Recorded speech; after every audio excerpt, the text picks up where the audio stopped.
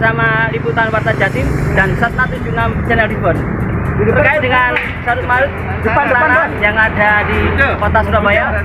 Saat ini dari warga korban surat tanah hijau yang pendaftaran hak atas tanahnya masih berkelanjutan setelah beberapa waktu lalu telah mengunjungi Pemkot dan BPN. Saat ini melakukan satu unjuk rasa damai dengan perjuangan hak atas tanahnya yang sampai saat ini belum ada titik terangnya.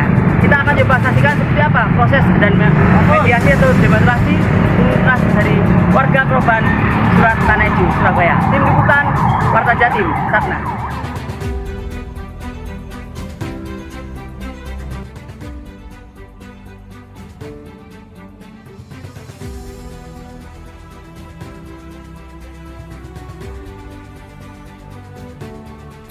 Forum Analisis Surabaya atau FASIS kembali melakukan aksi setelah beberapa waktu lalu berjuang mendampingi warga Surabaya dalam pendaftaran hak atas tanah. Tak kunjung ada jalan penyelesaiannya. Pada Selasa tanggal 30 April 2024 gelar aksi unjuk rasa damai di kantor perwakilan Ombudsman Jawa Timur, Jalan Ngagel Timur nomor 56, Pucang Sewu, Kecamatan Gubeng, Kota Surabaya. Ini warga kota Surabaya, tapi diambil paksa oleh pemerintah daerah kota Surabaya. Kenapa Ombudsman hanya diam saja? Kami sudah berkirim surat ratusan kali kepada teman-teman Ombudsman. Apakah teman-teman Ombudsman masih memiliki mata? Apakah teman-teman Ombudsman masih memiliki telinga? Apakah teman-teman Ombudsman masih memiliki hati dan perasaan? Bela yang benar, atau kami akan berdemo di sini berhari-hari. Jangan salahkan kami kalau kami mengganggu ketertiban umum, karena lemahnya institusi Anda. Menolak pendaftaran tanah atas tanah aset kota Surabaya. Dengan agenda untuk Ombudsman lebih perhatian adanya dugaan maladministrasi BPN yang menolak masyarakat kota Surabaya pemegang aset IPT Pemkot Surabaya untuk melakukan pendaftaran tanah di kantor BPN. Bersama perwakilan korban surat hijau warga Surabaya, FASIS menyuarakan beberapa tuntutan. Yang pertama, menyatakan SKPL 53 dan 55 dan sertifikat EPL yang pernah terbit tahun 1997 atas nama Pemkot Surabaya keseluruhannya maladministrasi karena melanggar aturan hukum. Yang kedua, menyatakan bahwa terlapor Pemkot Surabaya dan Kementerian ATR BPN Kota Surabaya 1 dan 2 telah terbukti menolak menerima pendaftaran hak atas tanah masyarakat pemegang tanah IPT yang merupakan aset kota Surabaya sehingga terbukti melakukan tindakan maladministrasi.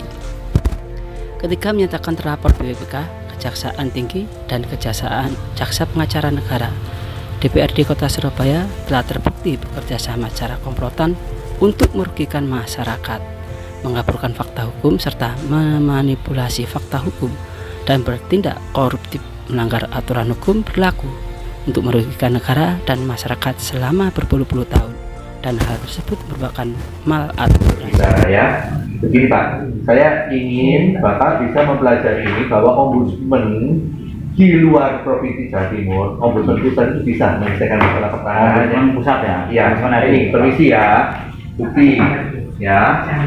Mengenai masalah kasus lempar, ya, saya berikan. Apa yang dimaksud dengan maladministrasi? Silakan Pak, ya.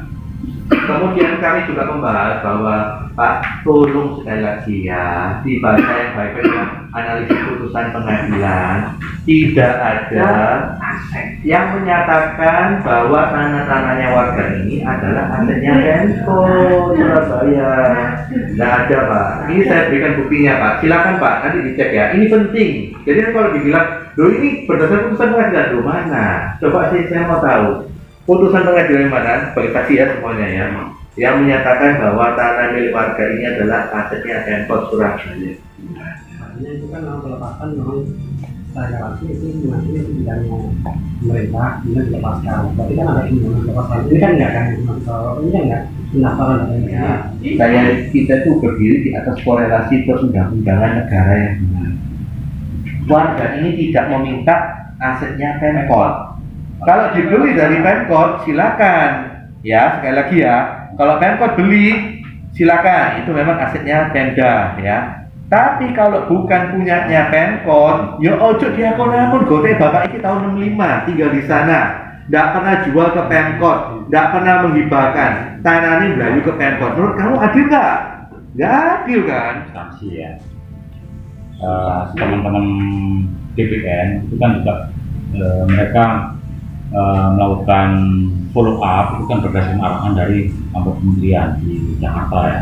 Yang kita semua sudah tahu juga ya soal tadi itu kan Pak Menteri sudah punya solusi gini itu ya. Termasuk mungkin dengan sudah paham ya bahwa nanti ada HGB, ada KPL, kemudian ada pembayaran itu, ada retribusi yang di minimal mungkin. Saya kira ini pangkalnya ya. Saya kira pangkalnya itu ada di Jakarta itu. Jakarta. Pak, saya interupsi Pak. Dengan pihak Pemkot, BPN, warga BPN Pemkot untuk masalah pendaftaran tanah ini dan hak atas tanah ini gitu. Jadi nanti akhirnya terbuka Pak akhirnya dia harus. Saya nggak akan Apakah sesuai dengan harapan kehadiran mereka memberikan penjelasan? Mereka kan pasti punya pedoman ya dari pusat ya untuk menyelesaikan itu ini.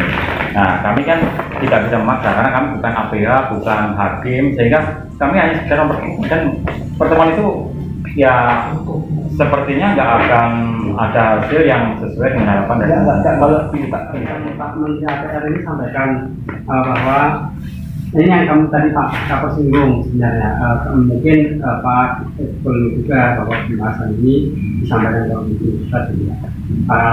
Ini ada namanya menyatakan bahwa perlu dilakukan clustering bagi dan tanah itu berasal dari teks tanah DMT, kemudian hak pakai dan sebagainya.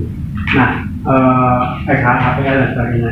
Ini kan di dalam suratnya menyatakan perlu di clustering gitu ya.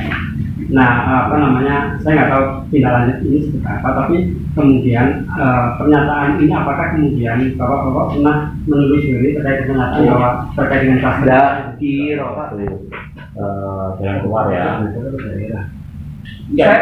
Saya pernah berkirim surat ke Ombudsman. Saya melalui call center juga. Jadi saya kirim. Kadang-kadang langsung Bapak bisa koordinasi ke Ombudsman Jatim. Enggak, itu mungkin tim adminnya belum melihat bahwa ini ada rangkaian yang itu dikeluarkan produk hukumnya oleh Kementerian Pusat gitu kan. Kasus yang kalau kami sebut, kami kan punya definisi ya, kasus yang kategori berat, ringan, sedang, itu termasuk yang berat, dan juga kalau mengacu di beberapa berita di sini, ini kasus Rempang. Kasus Rempang ini nggak ada yang diselesaikan di kantor perwakilan. Berapa tahun? Ini diselesaikan tim gabungan dari kantor pusat dan juga Kementerian Perwakilan. Bahwa nanti bilang suratnya bahwa kami nggak bisa mampu menyelesaikan. Tapi memang harus tertulis. Memang perlu ada laporan langsung ke kantor pusat, jadi seperti itu. Jadi nanti kami akan bergabung dengan tim itu. Kalau kami memang nanti tim gabungan itu merekomendasikan perwakilan ini untuk melakukan mediasi dengan di level provinsi, di kota, kabupaten, kami akan ikuti itu gitu. Jadi kami akan tunduk seandainya memang tim gabungan itu memang memberikan arahan pedoman bahwa kami memang harus melakukan mediasi ya seperti itu. Tapi pangkalnya karena ini memang menyangkut produk-produk hukum di kementerian dan yang bisa intervensi itu Ombudsman RI, itu ya Ombudsman RI permasalahannya di situ. Laporannya harus masuk ke situ dulu gitu loh. Kami tidak bisa meminta penjelasan ke kementerian gitu. Kami nggak bisa Pak.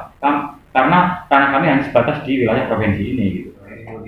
Iya kan? Itu kan sebetulnya sah-sah saja. Ini kantor resminya Ombudsman, iya kan? Iya, betul ya. Jadi kalau dimanapun kantor Ombudsman itu dilakukan, mesti dikerjakan. Cuma begini Pak. Termasuk juga waktu saya mengenai masalah salah satunya, saya juga pernah lapor di pusat. Ternyata di pusat itu meskipun di Kementerian Perdagangan, di Kementerian ekonomi, UMM dan lain-lain, nyatanya juga nggak apa-apa, itu diselesaikan dengan Ombudsman RI, itu jelas kok, nggak masalah.